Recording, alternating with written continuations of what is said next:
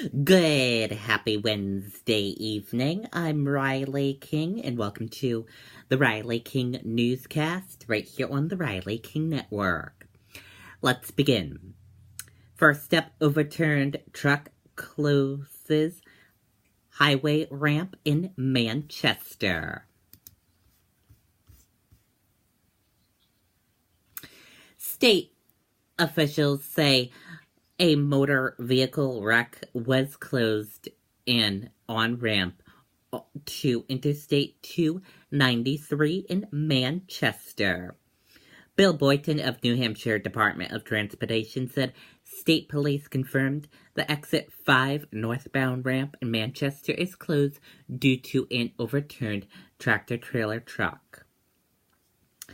We will provide you with more details as they become available.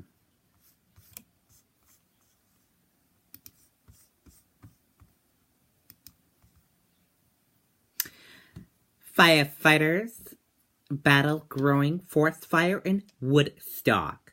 Let's take a listen to the video from Kristen Carosa.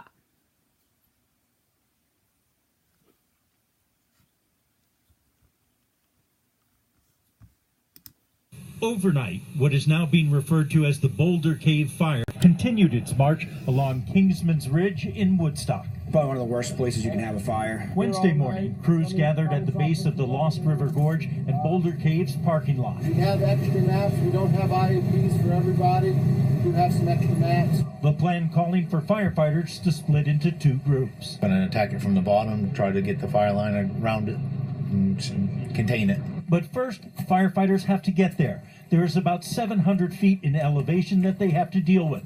Oftentimes impossible to walk, even though technically it is a trail. It was basically going on all fours to get up there, carrying packs and tools. Then there's the terrain itself. There's a lot of falling debris, rocks and trees. Safety first for all of our guys today. That's the most important thing. Throughout the morning, firefighters also got help from above. First, a private helicopter dropping water, only to be joined later by a Black Hawk capable of dropping hundreds of gallons of water at a time. As for how the fire started, officials aren't sure. A man claims he saw a meteorite strike the ridge Monday night. Officials say they can't rule that out, but it's more likely the fire started along one of the hiking trails. As you take a live look once again, one of the things firefighters have to be very wary of is what they call rolling debris. In the short time we were here, as you look at this rock face, we saw a large boulder break off that face, slamming into the trees below. Obviously, if something like that happened, it could seriously damage the firefighters if they were anywhere near where that happened. Reporting live in Woodstock, Ray Brewer, WMUR News 9. Okay, that was Ray Brewer reporting for that report. Thank you, Ray.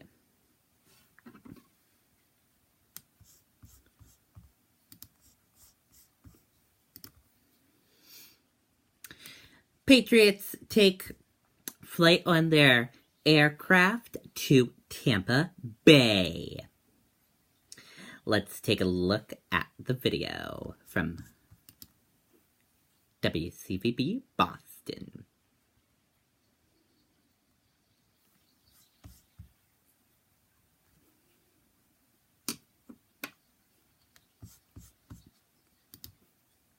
We built a system of satellites to control the weather.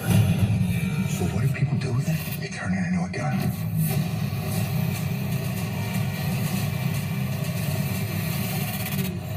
Geostorm, rated PG-13.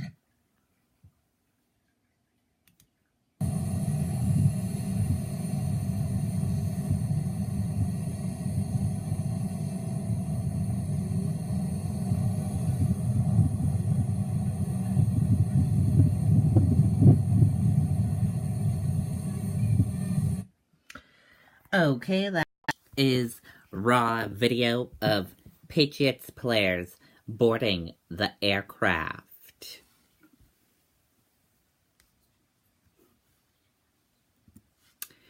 The New England Patriots had their shortest week of the year to prepare for their Thursday night game against the Tampa Bay Broncos. But they'll be beginning to from there in style. For the first time, the Patriots will be using one of the two Boeing 767 planes they purchased in the off-season to travel. The Patriots are the first team in the National Football League to travel using their own planes.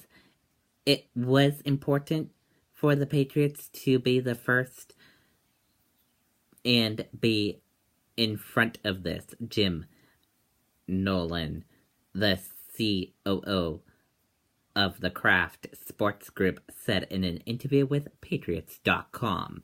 The plane, previously owned by American Airlines, had the entire interior rebuilt and customized for the team's needs. The Boeing 767 typically has somewhere in the neighborhood of 250 or 260 seats. What we did is we completely retrophed the interior, so we have fewer seats, but it more than meets what we need to travel, Noel said. The team said the players would normally sit in coach seats in a domestic aircraft. We got the widest and largest seats you can put on this plane. We've added 5 inches of legroom beyond what typically first-class seats would have. Patriots President Jonathan Kraft believes that extra space in the plane will allow the team to be well rested and better prepared for road games this season. The exterior was repainted in Patriots red, white, and blue with the team logo in 5 Lombardi trophies on the tail. Primarily, the plane will be based out of Providence, Rhode Island, a decision the team made because of the easier commute to and from Foxborough. It's plain that Rhode Island Governor Gina Rambato said both the state and team will benefit from. Patriots fans lined the fence outside to get a look at the plane that will carry Tom Brady and company on their quest for victory on the road. Very cool indeed. Looks like a cool plane, and here's a photo of it. Very cool. Go Patriots. And let us know, we want to hear from you. Let us know what you think about the Patriots airplane. Comment below and let us know. We want to hear from you. Former Kennebuck teacher indicted on sexual assault charges. Former Kennebuck High School teacher Jill has been indicted on multiple sexual assault charges following an investigation into an alleged relationship she had with a male student, according to police. Police say Jill, 29, turned herself into Kennebuck Police Department today after being indicted by York County Grand Jury. She is charged with 6 counts of gross sexual assault, 6 counts of sexual abuse of a minor, and 2 counts of unlawful sexual contact. Jill's attorney, Scott, gave WMTW News 8 the following statement. Miss Jill denies any wrongdoing. The charges are completely untrue. Essentially, these allegations arise from a high schooler rumor which consisted of the fantasies of an 18-year-old and nothing more. She will, of course, plead not guilty to any charges. Jill was booked into jail and released on $1,000 bail. Her next court appearance is scheduled for December 22nd.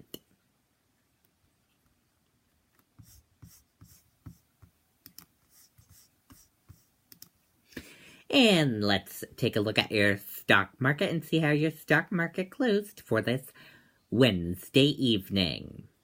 Your Dow Jones Industrial Average closed in the green and went up. Your S&P 500 index closed in the green and went up. Your NASDAQ closed in the green and went up. RUSS 2K closed in the red and went down. And VIX closed in the green and went up. S&P 500 post longest winning streak since May as stocks hit records. Investors also shifted through key economic data on Wednesday. ADP and Moody's said that private sector jobs grew by 135,000 in September, which is sharply declined from August. That said, it topped the expected print of 125,000. Other data released Wednesday included the ISM Non-Manufacturing Index, which hit 59.8 in September. Last month's print easily beat the expected number of 55.5. U.S. stocks closed at record highs on Wednesday following the release of strong economic data.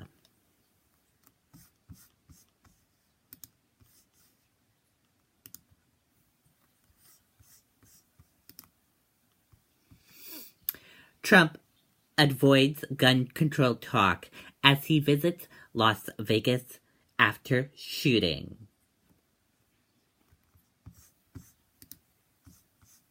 Let's take a listen to the video from ABC News. How cold do you think that water is? It doesn't matter, Connor. That target's way too small for you. Whatever, you're going in. Enjoy your swim, Lindsay. John. I told you. I got you a little winning prize there. Hope you keep it company at night. Thanks. Let's do this again one day. Thanks. Looks just like you.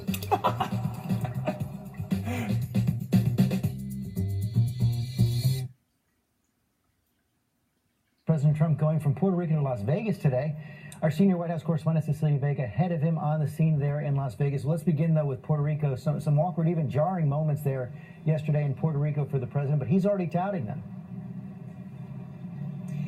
He is, George. That moment of those him tossing those paper towels certainly didn't go over well with a number of people there on the island and back here stateside. But look, one of the big issues that he raised there is this issue of the $73 billion in debt that Puerto Rico owes, saying that we're going to have to wipe that out.